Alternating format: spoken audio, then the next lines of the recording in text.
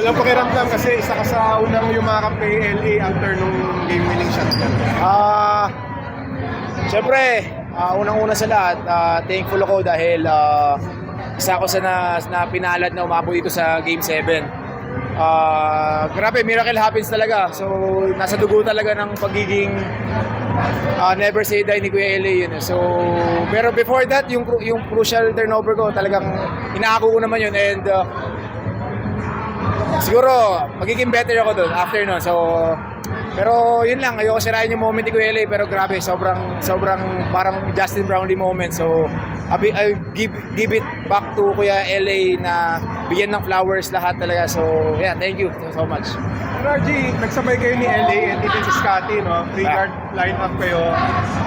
Gano'ng kalaking bagay sa'yo yun na yung at least yung dalawang veteran na even LA? Actually, wala yun sa game plan namin ng Ginebra. Wala sa game plan namin.